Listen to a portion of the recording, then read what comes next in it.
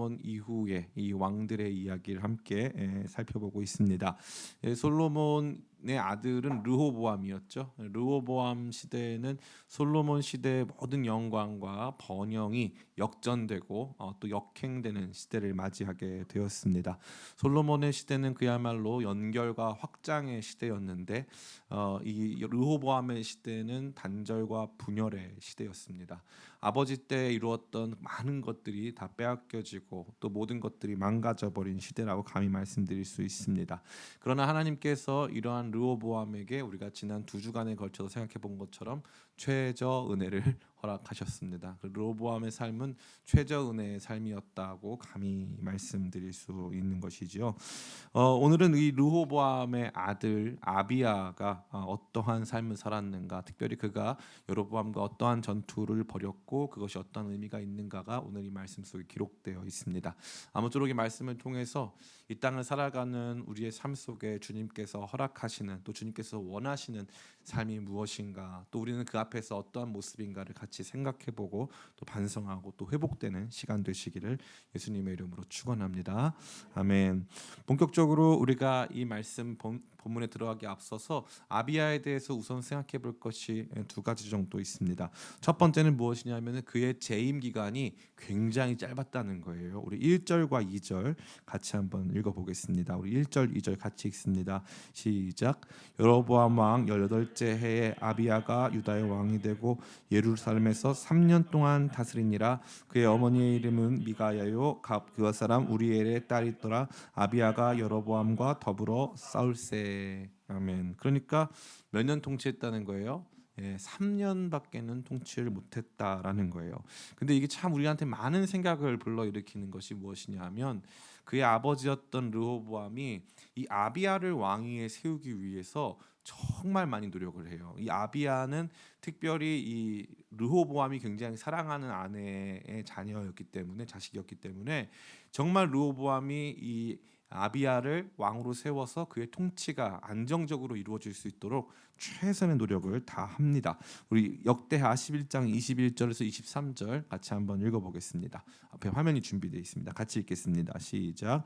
르호보암은 아내 18명과 첩 60명을 거두려 아들 28명과 딸 60명을 낳았으나 압살롬의 딸 마아가를 모든 처첩보다 더 사랑하여 르호보암은 마아가의 아들 아비야를 후계자로 세웠으니 이는 그의 형제들 가운데 지도자로 삼아 왕으로 세우고자 함이었더라. 르호보암이 지혜롭게 행하여 그의 모든 아들을 유다와 베냐민의 온 땅 모든 견고한 성읍에 터 살게 하고 양식을 후히 주고 아내를 많이 구하여 주었더라. 아멘.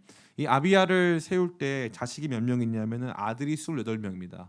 그러니까 대권에 도전할 수 있는 아들이 28명이나 되니까 이 중에 한 사람을 왕위에 세웠을 때 추후에 권력 다툼이 이루어질 수 있겠죠. 그러니까 그러한 권력 다툼이 이루어지지 않도록 27명의 나머지 왕자들에게 어마어마한 토지 또 많은 처첩들을 거느릴 수 있도록 배려해서 권력을 집중시키기보다는 차라리 많이 분산시켜가지고 이 그나마 새롭게 옹립되는 왕 아비야의 앞길을 좀 탄탄하게 해주자라고 하는 의도를 가지고 르호보암이 진짜 아비야를 위해서 최선을 다해가지고 준비를 다 했는데 몇 년밖에 못했다? 3년밖에 못했다 이거예요.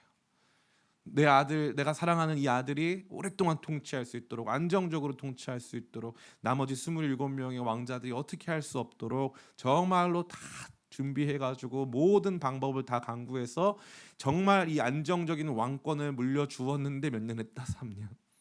그러면 쿠데타가 있었습니까? 없었어요. 그냥 그 아들이 3년 만에 죽습니다. 사람이 앞길을 알 수 있어요, 없어요? 몰라요.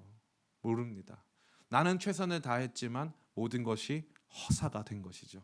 그 28명의 아들 중에 자기가 사랑하는 부인의 아들이었기 때문에 특별히 그 아들에 대한 애착이 있었고 또 아마 모르긴 몰라도 이 아들이 그나마 잘할 것이다라고 하는 기대가 있었을 거예요.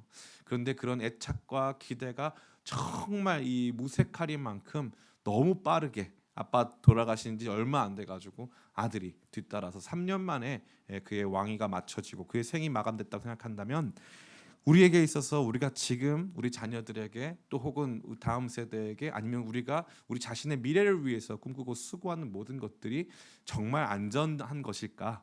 정말 그게 정말 우리가 기대하고 소망하는 것만큼 확고불변한 것인가에 대한 많은 생각을 하게 합니다. 어찌됐건 이렇게 하나님의 은혜 없이는 우리의 수고와 우리의 노력만으로는 아무것도 할 수 없다라고 하는 분명한 메시지를 아비야와 관련된 첫 번째 정보는 저와 여러분 가운데 보여주고 있습니다. 두 번째 아비야와 관련된 정보, 오늘 본문에 나오지 않는 정보는 무엇이냐면은 아비야 왕에 대한 종합 평가는 낙제라는 거예요. 우리 열왕기상 15장 3에서 5절 말씀입니다. 열왕기상 15장 3에서 5절 같이 화면 준비되어 있습니다. 같이 한번 읽어보겠습니다. 시작. 아비암이 그의 아버지가 이미 행한 모든 죄를 행하고 그의 마음이 그의 조상 다윗의 마음 같지 아니하여 그의 하나님 여호와 앞에 온전하지 못하였으나 그의 하나님 여호와께서 다윗을 위하여 예루살렘에서 그에게 등불을 주시되 그의 아들을 세워 뒤를 잇게 하사 예루살렘을 경고하게 하셨으니 이는 다윗이 햇사람 우리아의 일 외에는 평생의 여호와 보시기에 정직하게 행하고 자기에게 명령하신 모든 일을 어기지 아니하였습니다. 아멘.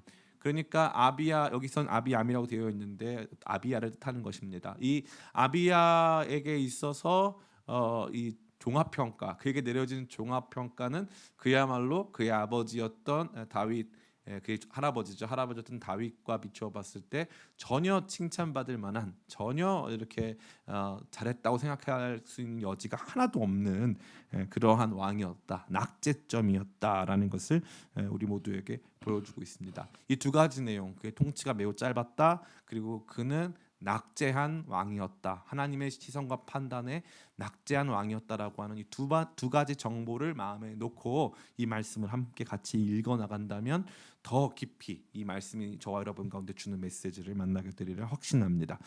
간략히 생각해 보자면은 이 여로보암과 이 아비야 사이에는 3년 동안 내내 어마어마한 전쟁이 있었던 것 같습니다. 상시적으로 계속 전투가 있었는데 오늘 본문 말씀 보니까 여기에서 이 여로보암의 군대가 항복했다고 되어 있거든요. 18절에 그때 이스라엘 자손이 항복하고 그 다음에 영토까지 이제 빼앗긴 걸로 봐서 이번 이 전투, 우리가 오늘 이 역대하 13장을 통해서 보게 된 이 전투가 마지막 전투였던 것이고 이 전투를 통해서 승리를 거뒀다는 것을 우리는 알 수 있는 것이죠. 어찌됐건 이 전투가 일어나는데 이 전투를 누가 먼저 시작했을까요? 우리가 생각했을 때 여기 참 흥미로운 점이 뭐냐면 마치 본문은 이 전투를 아비야가 먼저 준비해서 이제 선제 공격을 한 것처럼 등장한다는 거예요. 3절에 보니까 이렇게 되어 있습니다. 아비야는 싸움에 용감한 군사 40만 명을 택하여 싸움을 준비하였고 여로보암은 큰 용사 80만 명을 택하여 그와 대진한지라. 아멘. 그러니까 우리가 보기에는 이 싸움을 아비야가 준비했고 40만 명이 또 게다가 어디 가서 싸우고 있어요. 4절에 보니까 아비야가 에브라임 산 중 스마라임 산 위에 서서 이르되 여로보암과 이스라엘 무리들아 다 들으라 라고 되어 있죠. 이거는 이제 당시 유다 왕국의 최전방에 해당하는 지역입니다. 최전방 지역에 40만 명을 집결시키고 나가 있는 거죠. 그러니까 우리가 생각했을 때 아비야가 이 전쟁을 먼저 주도하고 있거나 먼저 선제 공격을 한 것 같다라고 판단하기가 쉬운데 아비야의 얘기를 들어보면 조금 달라요. 아비야가 이 전쟁에 나가서 이제 그들에게 있어서 이제 선전포고를 막 하는데 사실 이게 말이 선전포고지 너네 물러가라 하고 있어요. 사실은 이 내용을 보면 물러가라 물러가라. 그래서 8절 말씀 뭐라고 되어 있습니까? 8절 말씀 한번 띄워주시겠습니다. 제가 읽어드릴게요. 이제는 너희가 또 다윗 자손의 손으로 다스리는 여호와의 나라를 대적하려 하는도다라고 되어 있죠. 그러니까 너희가 먼저 우리를 대적하려고 하는도다라고 하는 메시지를 던져주고 있습니다. 또 한 가지 12절 말씀 이렇게 되어 있어요. 제가 읽어드리겠습니다. 이스라엘 자손들아 너희 조상들의 하나님 여호와와 싸우지 말라. 너희가 형통하지 못하리라. 그러니까 이 전쟁은 마치 이 형국 전쟁의 이 전선이 형성이 되어지고 대립하고 있는 그러한 양상에서는 아비야가 선제 공격을 하는 것처럼 보이지만 가만히 보니까 내용을 봤더니 40만 명 몰고 올라가서 대적하지 말아라. 싸우려고 하지 말아라 라고 말로 하고 있는 거예요. 그러니까 가급적이면 전쟁을 피하고자 했던 것이고 뭔가 이렇게 적국, 다시 말해 북이스라엘에서 공격할 것이 예상되니까 이제 선제적으로 나가서 방비하고 최전선에서 어쨌건 이걸 어려운 말로 요격한다고 하는데 먼저 다가오니까 나가가지고 방어하는 공세적 수비라고 할 수 있겠죠. 이러한 수비의 모습을 보여주고 있는 것입니다. 참 용감하고 멋있는 일이 아닐 수 없겠는데요.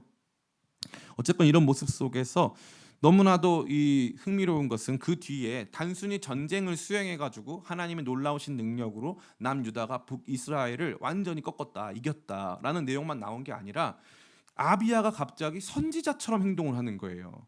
이 말씀은 가만히 읽어보면 완전히 이것은 선지자들의 언어랑 똑같습니다. 가만히 제가 한번 읽어봐 드릴게요. 네, 다들 관심이 없으시겠지만 그래도 제가 한번 읽어봐 드리겠습니다. 예, 4절과 5절입니다. 아비야가 에브라임 산중 스마라임 산 위에 서서 이르되 여로보암과 이스라엘 무리들아 다 들으라. 이스라엘 하나님 여호와께서 소금 언약으로 이스라엘 나라를 영원히 다윗과 그의 자손에게 주신 것을 너희가 알 것 아니냐.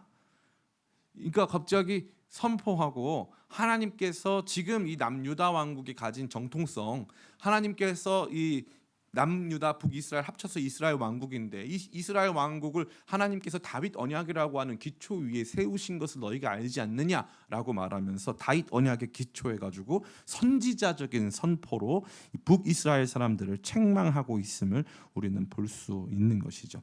그러한 가운데 이제 북이스라엘은 참 안타깝게도 그렇게 막 선포하고 있는데 뒤에 매복을 놔가지고 막 공격하려고 하니까 갑자기 전투가 이루어지고 전투 상황 속에서 하나님께서 함께 하셔서 남유다가 승리했다. 그게 오늘 이 말씀의 내용의 전부라고 할 수 있습니다.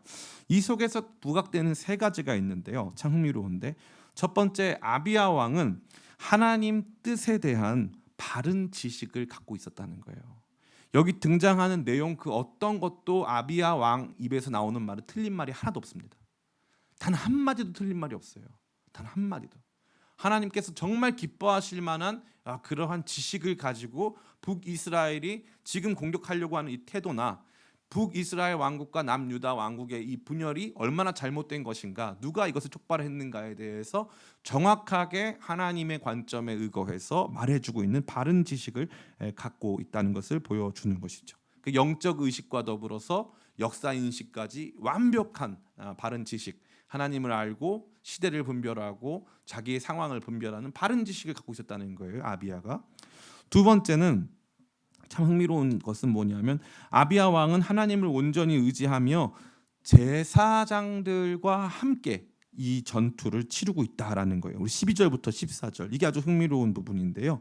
12절부터 14절 같이 한번 읽어보겠습니다. 시작.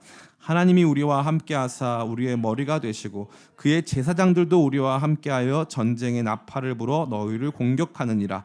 이스라엘 자손들아, 너희 조상들의 하나님 여호와와 싸우지 말라. 너희가 형통하지 못하리라. 여로보암이 유다의 뒤를 둘러 복병하였으므로 그 앞에는 이스라엘 사람들이 있고 그 뒤에는 복병이 있는지라. 유다 사람이 뒤를 돌아보고 자기 앞뒤에 적병으로 말미암아 여호와께 부르짖고 제사장들은 나팔을 부니라. 아멘. 여러분, 이 제사장들이 전투에 참여한 것이 언제였습니까? 이 여호수아 시대 때 제사장들이 여리고성 함락하면서 나팔을 불었습니다. 그리고 나서 지금 이 한동안 제사장들이 이 전투에 전면적으로 참여하는 일은 드물죠.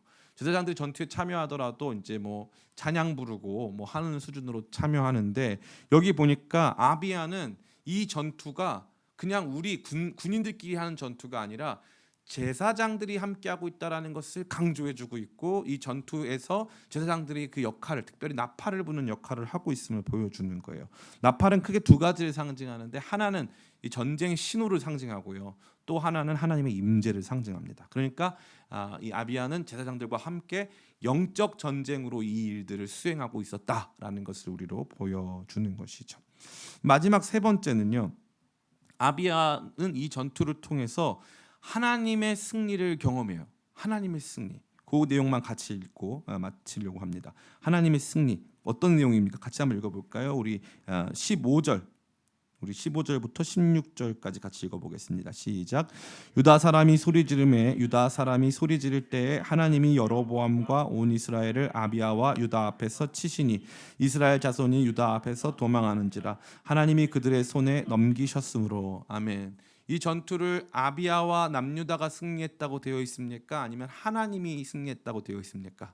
하나님이 승리했다고 되어 있어요. 하나님이 넘겨셨다. 하나님께서 싸우셨다라고 되어 있죠.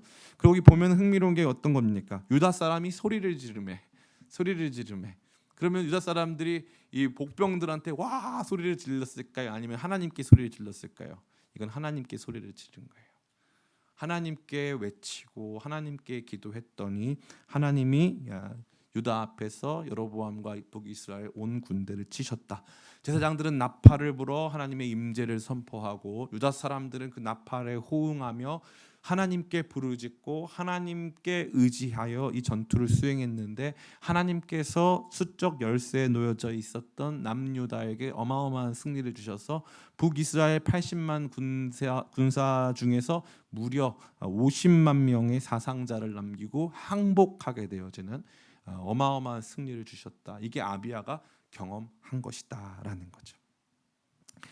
그래서 이 내용들을 잘 생각해 보면 재밌는 게 어마어마한 모순이 있어요. 그 무슨 모순입니까? 이 아비야는 하나님 앞에 종합평가 우등생이에요, 낙제생이에요? 낙제생이에요. 낙제생. 그리고 통치 기간 몇 년밖에 안 된다? 3년밖에 안 돼요. 이러한 전투가 자주 있었을까요? 이건 한 번밖에 없었을까요? 한 번밖에 없는 거예요. 이거 딱 한 번이에요. 딱 한 번.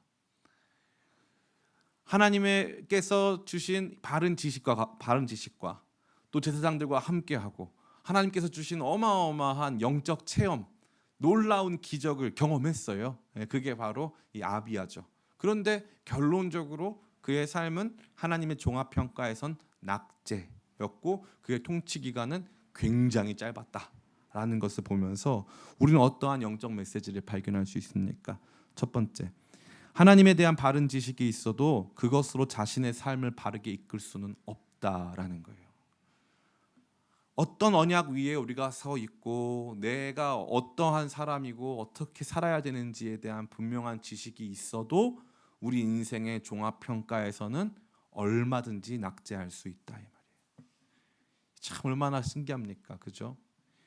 얼마든지 낙제할 수 있는 거예요. 선지자처럼 선포하고 모든 것들을 분별해내도 3년이라고 하는 짧은 시간이면 이렇게 큰 전과가 있으면요 하나님이 그의 생은 짧았지만 그가 하나님 앞에서 멋있게 살았다라고 해도 될 텐데 이번 한 번의 전투 빼고 인정받을 만한 것이 없는 거예요. 그래서 하나님의 시선, 하나님의 기준에서 그는 낙제자가 된 거예요. 낙제자가. 바른 지식을 갖고 있었음에도 불구하고 낙제자가 되는 거예요. 성경을 100번, 200번을 읽고 하나님에 대한 지식을 많이 아는 책을 그런 책들을 몇만 권을 읽어도 우리의 삶은 온전할 수 없다는 거예요. 참 비참한 거죠. 제가 이제 총신대에 있으면서 거의 10여 년 가까운 학내 사태를 겪었습니다. 학내 사태를 겪다 보면요 재밌는 게 이 싸우는 두 측 있지 않습니까? 둘 다 교수님들이시고요, 목사님들이세요. 목사님들끼리 싸우는데 야 이거 뭐 싸움이 다 하나님이 소환돼요. 이 목사님도 하나님의 뜻으로 싸우는 거고 저 목사님도 하나님의 뜻으로 싸우는 거예요. 그러면은 다들 공부들을 많이 하고 다들 그게 똑똑해요. 그래서 앞에 나가서 설교하면은 뭐 무슨 적적적적 거리는 설교 막 합니다. 그러고 나서 온갖 중세 사람들이 다 동원돼요. 뭐 찌빙길리가 어쩌고 칼뱅이 어쩌고 막 그러면서 온갖 사람 다 하는데 재미있는 건 뭡니까? 그 중에 한 분은요 학내 사태의 주범이었던 그분은 나중에 결국 깜빵 갔어요. 깜빵 갔어요. 그분이 맨날 하시던 말이 뭐였냐면 실체적 진실을 밝혀야 된다. 나는 잘못한 게 아니다. 이건 그냥 진실을 볼 게 아니라 실체적 진실을 밝혀야 된다. 근데 그러면서 그분이 맨날 뭐라고 했냐면은 뭐 칼빈은 청교도들은 째빙글리는 개혁자들은 이 얘기를 무지막지하게 하셨어요. 저 너무너무 놀랐어요. 평생 하나님으로 먹고 사신 분들이에요. 평생 누구보다 많이 논문도 쓰시고 누구보다 많은 학생들을 가르쳐 오신 분들인데 그걸로 내가 하나님 앞에서 우등생 될 수는 없더라고요. 참 우리에게 많은 메시지를 던져주는 거예요. 열왕기상만 봤으면은 아마 우리는 아비야에 대해서 아마 오해했을 거예요. 아비야 뭐 다윗의 길로 걷지 않은 왕이니까 개판치고 있었겠지. 근데 아비야의 삶을 들여다보니까 아니에요. 여호와의 전쟁을 수행하고 있었고요. 하나님 의지에서 승리하고 있었어요. 분명한 지식 갖고 있었단 말이에요. 그런데 그걸로 자기 삶을 하나님 보시기에 너 참 잘했다. 짧은 너의 통치 기간 동안 너 빛나는 시간들이었다. 이 3년을 참 생각해 보세요. 3년 길면 길지만 짧으면 날아가는 시간이 3년입니다. 이 날아가는 시간 3년을 하나님 앞에 하나님께서 평가하시는 게 그의 어린 시절부터 보시는 게 아니라 그의 재위 기간을 보시는 거 아닙니까? 그의 재위 기간 3년만 버티면 될 거 아니었어요? 물론 자기가 몇 년까지 살지는 몰랐겠지만 재위 기간 3년만 버텼어도 참 훌륭한 왕으로 기록될 만한 내용이 있는데 그럼에도 불구하고 그는 이렇게 아름다운 지식을 갖고 있음에도 불구하고 이 지식이 자기 자신의 삶과 자기가 통치하는 이스라엘 자기 백성들에게 온전히 임하지 못했다는 거예요. 싸울 때만 이 지식을 갖고 왔다 이거죠. 맞는 말은 하는 거예요. 말은 맞아. 그런데 뭐가 문제예요? 삶이 못 따라가는 거예요. 남과 싸울 때 말은 맞아요. 말은 기가 막히게 잘해요. 말은 잘해요. 그런데 무슨 문제가 발생합니까? 자기 삶은 거기에 뒤따르지 못한다는 거죠. 그러니까 우리에게 있어서 이 말씀은 참 많은 메시지를 던져주고 있습니다.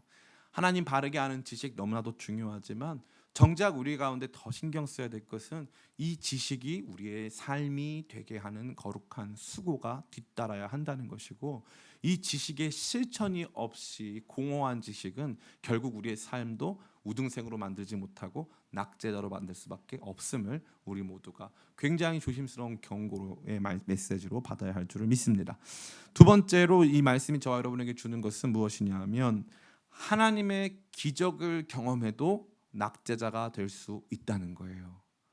하나님의 기적을 경험해도 낙제자가 될 수 있다라는 거예요. 얼마나 놀랍습니까? 지금 얼마나 아름다워요. 아비야가 제사장들과 함께 우리 그냥 전쟁 나가지 말자. 그리고 아비야가 어떻게 했냐면은 수비를 하는데 일부러 에브라임 산지까지 올라가 가지고 예루살렘은 원래 예루살렘은요 난공불락입니다. 예루살렘은 막을 수가 없어요. 뚫을 수가 없어요. 근데 이 예루살렘에서 버티면 되는데 아비야는요 용감하게 버티지 말고 쳐들어 내려오는 그 길 딱 거기로 가가지고 요격하면서 거기에서 이제 일단 1차적 방어를 하려고 했던 거예요. 전투를 거기서 펼치자. 예루살렘 말고 스마라임 산으로 올라가자 해가지고 그걸로 딱 갔습니다.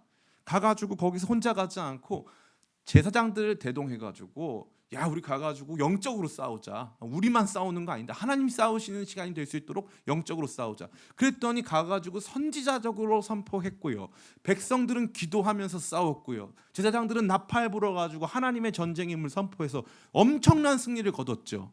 그러면 이 승리 다음에 그의 삶이 어때야 돼요? 바뀌어야 되죠. 근데 바뀌었나요? 안 바뀌었나요? 안 바뀌었어요. 안 바뀌었어요. 이게 흥미로운 거예요. 너무너무 흥미롭습니다.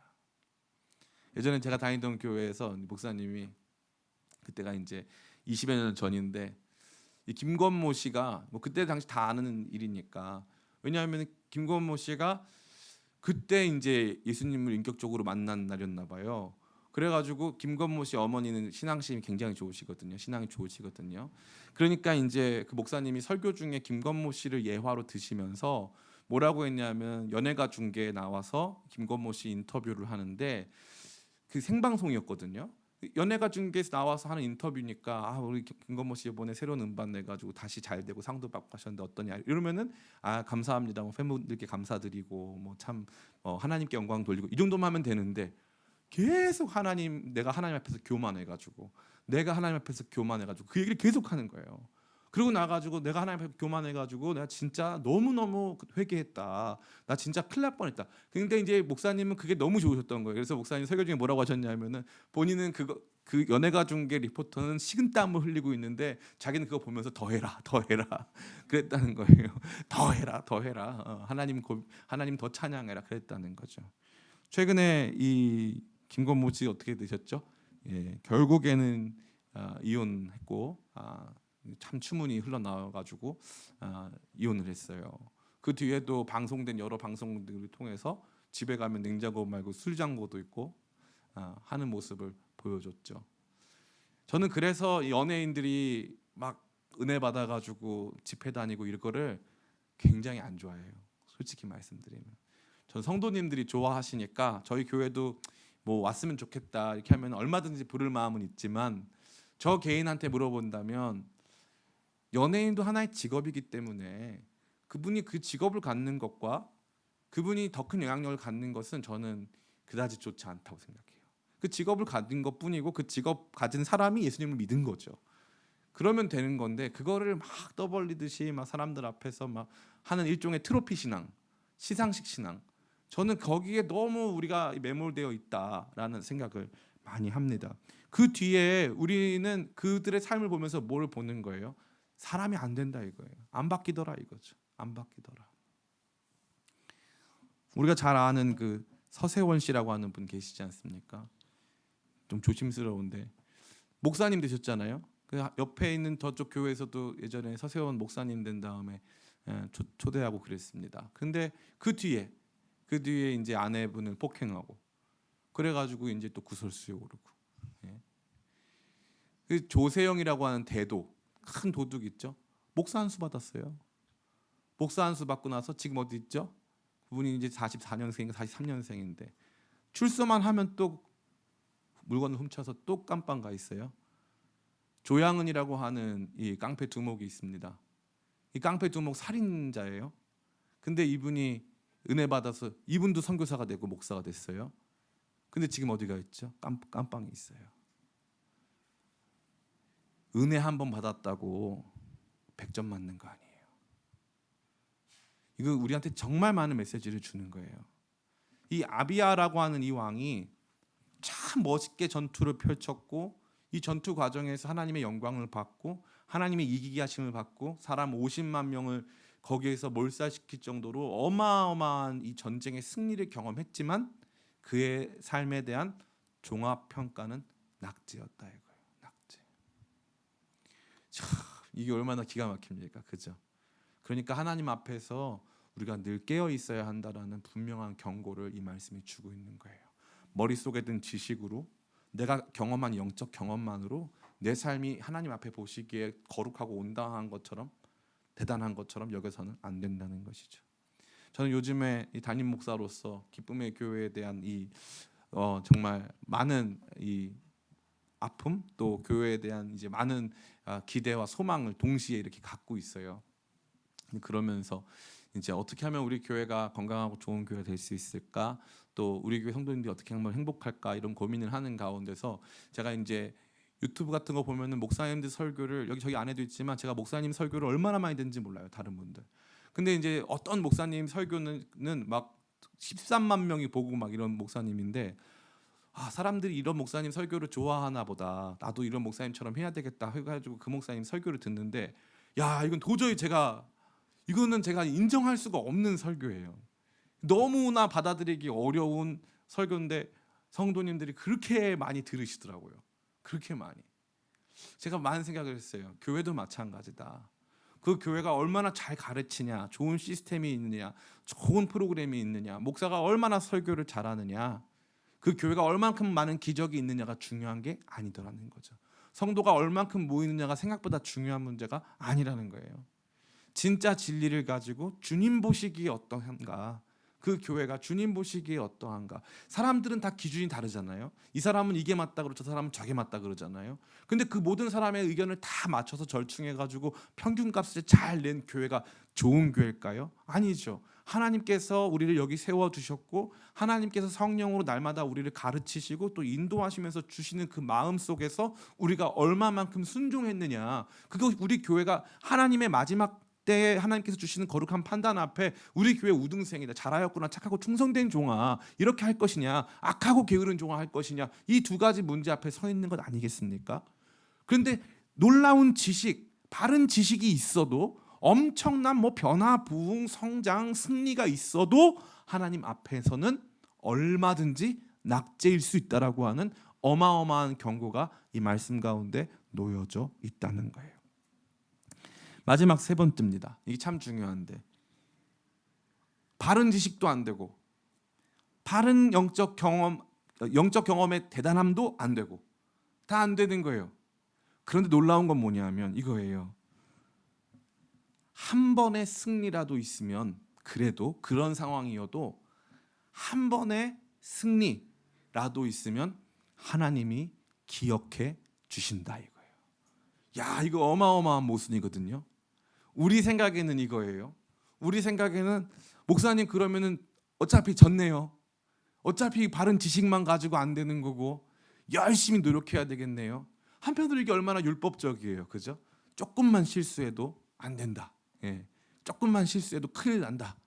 결국 그러한 영적 경험이 우리 끝까지 데려갈 수 없을 것이다 라고 하는, 우리를 굉장히 조심스럽게 하는 경고이지만, 다른 한편으로 여러분 잘 생각해 보세요.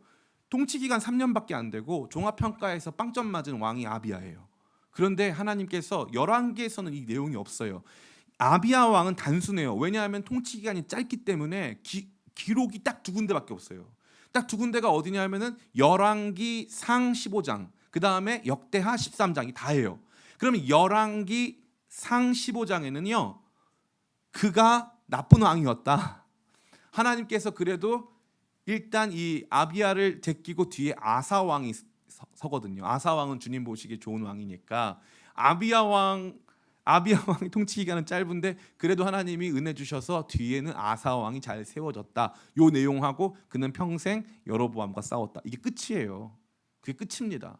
그리고 났는데 이 역대하에서는요, 다시 말해서 바벨론 포로기를 지나서 이제 새롭게 이스라엘 왕국을 세워나가야 하는 바벨론 포로에서 돌아온 새로운 세대에게 그렇게 빵점짜리 왕 아비야도 어떻게 살았는가를 보여주시면서 사람들은 알지 못했던 아비야의 승리를 보여주는 거예요.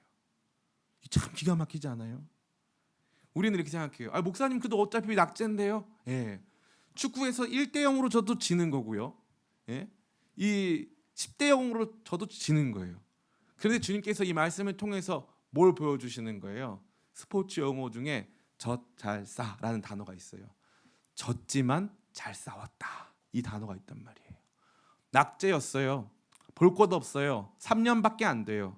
대단한 사람 아니에요. 그런데 하나님께서 이거는 오고 오는 세대에게 반드시 말해줘야 된다.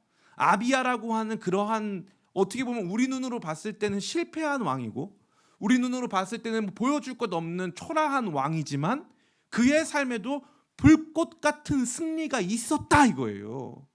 그걸 주님께서 저와 여러분에게 보여주시고 하나님은 그 승리를 기억해 주시겠다 말씀하시는 거예요. 너무너무 소망 아닙니까? 전 너무 소망이에요. 그러니까 한편으로 나 자신에 대해서는 절망이에요. 내가 가지고 있는 지식만으로 안 되고요. 내가 가지고 있는 영적 체험만으로 안 돼요. 그게 끝까지 가는 게 아니라는 것을 배웠어요. 내가 중요한 문제가 아니에요. 하나님 은혜가 중요한 거죠. 하나님 은혜로 여기까지 오는 거예요. 그런데 그 과정에서 평생을 잘못 살았는데 한 번이라도 열심히 살았던 그 순간 주님께서 그것을 득점으로 카운트해 주시겠다 이거예요. 지기는 졌지만 10대 빵으로 지는 인생은 아니었다 이거예요. 아비야의 삶에도 불꽃 같은 시간이 있었다. 그러면 이건 뭘 말해주는 걸까요? 저와 여러분에게도 마찬가지인 거예요. 저와 여러분에게도 만약에 오늘 밤 주님께서 저와 여러분을 부르신다면 주님 앞에 우리는 어떠한 삶으로 나타날까요? 우등생일까요? 최고 잘한 최우수상 받는 1등 학생일까요? 1등 제자일까요? 아니죠. 실수가 많고 연약했고 하나님 나라의 일들보다는 내 인생의 문제 가지고 씨름했던 참 못나디 못난 사람으로 기록될 수 있잖아요. 근데 왜 주님께서 이 아비야의 반전 승리를 왜 보여주십니까? 하나님은 기억하신다. 빵점짜리 인생도 하나님 위해서 한 일을 하나님은 기억하신다 이 말이에요. 하나님은 기억하신다. 저는 이 말씀 보고 너무너무 감동을 받았어요. 너무너무. 우리 여기 이 자리에도 계시지만 우리 교회 우리 이유진 권사님 매일 여기 앞에 나와가지고 전도를 하세요. 혼자 기쁨의 교회 오세요. 기쁨의 교회 오세요. 저도 같이 해드리면 참 좋을 텐데 저는 워낙 낯을 많이 가리고 제가 해드릴 수 있는 것은 권사님에서 기도하고 권사님 힘내세요 이것밖에 할 수 있는 게 없어요. 권사님 몸도 안 좋고 장도 그렇게 안 좋아서 음식도 거의 못 드세요. 위도 안 좋고. 그런데 제가 이제 아유 권사님 이거 왜 하세요? 그랬더니 그래도 하나님 앞에 부끄러워서 이거라도 해야 된다고. 저는 그 말씀이 참 좋았어요. 참 좋았어요. 누가 우리 인생을 1등짜리 크리스찬이라고 말할 수 있는 사람이 누가 있겠습니까? 그런데 삶의 한 절이라도, 삶의 작은 한 부분이어도 나도 주님을 위해서 한 게 있다고, 나는 한 거 없어요 주님, 저 한 것 없어요 했는데 주님께서 환상처럼 보여주셔가지고 너가 그때 이런 일을 다 했다고, 너가 그때 이렇게 살았다고, 너가 그때 그 사람의 눈물을 닦아주었다고, 그때 너가 나와 함께 그 어려운 싸움을 나아갈 때 그것을 단순히 육적인 싸움으로 생각하지 않고 영적 싸움으로 살아서 거기서 같이 승리한 걸 기억 안 나냐고. 우리 같은 사람도 누군가에게 삶의 모범이 될 수 있고, 우리 같은 사람도 주님 앞에 상급받을 만한 그 작은 것 주님께서 반드시 기억해 주신다 이 말이에요. 3년밖에 안 되는 불꽃 같은 삶이었지만, 대부분의 삶의 시간이 다 실패했지만, 그래도 포기하지 않고, 언제 주님 다시 나를 부르실지 모르겠지만 내가 주님 앞에 가는 그날까지 요만큼이라도 나는 주님 위해서 뭘 좀 했습니다. 그거 하나 나는 기억 못하는데 주님이 기억하시더라 이거예요. 그러니까 오늘 설교 제목이 뭐예요? 예? 한 번의 승리 그러나 위대한 승리 아닙니까? 한 번의 승리 그러나 위대한 승리. 저는 여러분들이 이 위대한 승리를 꿈꾸시길 축복합니다. 매일매일 삶 속에서 또 넘어지고 또 넘어지고, 내가 크리스찬이 맞나 싶은 시간들을 보내면서, 예? 왜 이렇게 내 죄는 안 없어지고, 왜 나는 욕심꾸러기고, 왜 이렇게 사랑이 안 되고, 왜 이렇게 나는 하나님에 대한 믿음이 없는지, 왜 이렇게 나는 인간적인지, 왜 이렇게 나는 또 싸나운지, 나는 왜 이렇게 하나님 보시기에 빵점짜리인지. 그런데 그래도 주님, 저 그래도 주님 나라 위해서 한번 멋있게 살아보고 싶어요. 주님 하나라도 그냥 주님께서 원하시는 삶 한번 도전해보고 싶어요. 그 승리 한번 경험해보고 싶어요. 이제 다 쓸모없는 삶이라 할지라도 언제 주님 다시 오실지 모르고 내가 언제 죽게 다시 갈지 모르니 내 인생에서 이 작은 순간이라도 주님께서 기억하시는 순간 되기를 원합니다. 그 마음 가지고 살아갈 때 주님께서 기억하시더라 이거예요. 역사는 그에 대하여서, 열왕기상의 역사는 그에 대하여서 침묵하지만 역대하에서 그의 삶의 그 작은 승리가 드러나더라. 하나님은 그런 것도 기억하시더라. 여러분 수고하고 애쓴 거 다 기억하실 줄을 믿습니다. 저는 목사니까 성도님들 생각을 많이 해요. 정말 많이 해요. 누구 성도가 그랬다 그러면 그게 마음에 남아서 밤새 막 기억이 날 정도예요. 근데 이제 어떤 성도가 저희 교회 저 싫다고 뭐 이렇게 다른 교회 가고 했어요. 그러면은 마음이 제가 너무 미안해요. 너무 미안하고 다 내 잘못 같고 막 그런데, 그러면서 참 제가 하나님께서 주신 저의 좋은 달란트인데, 주님 그래도 그 집사님이, 그 형제님이, 그 자매님이 우리 교회에서 이런저런 헌신을 했습니다. 주님 기억해 주세요. 제가 이렇게 기도해요. 정말로예요. 정말로. 그게 막 떠올라요. 한 자매가 있는데 이번에 시집 간대요. 근데 그 자매가 우리 교회에 있을 때 26살짜리가 헌금을 1,000만 원을 했어요. 목사님 이거 내 결혼 자금으로 모아놓은 건데 하나님 앞에 드리고 싶어요. 하지 말라고. 제가 하지 말라 그랬어요. 하나님 앞에 드리고 싶다고. 26살짜리가 전문대학 나와가지고 한 번도 안 쉬고 스트레스 받아가면서 일해가지고 돈 모은 거를 하나님 앞에 헌금했다니까요. 저는 그 자매가 지금 떠나갔지만 지금도 주님께서 저는 그 모습을 기억하실 거라고 믿어요. 저는 못하겠어요. 저라면 100번 못하죠. 저는 그 정도 돈도 없거니와 그렇게 믿음도 별로 없어요. 근데 제가 그게 너무 위대해 보였던 거예요. 지금도 너무 칭찬해주고 싶어요. 지금도. 하물며 저같이 못난 목사도 그런 마음인데요. 하나님은 어떤 마음이실까요? 하나님은 여러분이 지금까지 살아왔던 삶의 모든 시간들이 다 빵점에도 상관없어요. 오늘부터 시작하는 거예요. 주님, 제 인생의 작은 삶의 한 절이라도 주님과 함께 살아드리며 작은 삶의 승리를 주님 손에 올려드리기 원합니다. 내가 까먹은 그 일도 기억하셔서 귀하다 말씀하시는 주님, 그 주님 앞에 내 인생의 작은 승리라도 한 번뿐이어도 올려드리기를 원하오니 내 인생도 이와 같은 승리 경험하게 하시옵소서. 저는 여러분들이 이것을 꿈꾸고 살아가게 되시기를 간절히 축원합니다. 오늘 말씀 다 마칩니다. 오늘 이 말씀은요, 한편으로는 많은 경고의 메시지를 던져주고 있어요. 그러나 다른 한편으로는 마치 언제 그렇게 낙제생인 것 마냥 먼저 나가가지고 이 전투에서 두려워하지 말고 영적인 전투로 제사장들과 함께 쫙 나가가지고 선지자처럼 선포하고 이 전투를 승리로 이끌며 하나님의 일하심을 목도했던 아비야의 영광스러운 짤막한 삶의 순간을 주님께서 잊지 않으시고 기억해 주시고 기록해 주신 이 내용이 우리 앞에 있습니다. 우리를 이렇게 기억해 주시고 하나님 영원한 생명책에 기록해 주실 그 삶의 이야기를 기억하시고 기록해 주실 주님을 바라보며 우리의 삶을 새롭게 하는 저와 여러분 다 되시기를 예수님의 이름으로 축원합니다.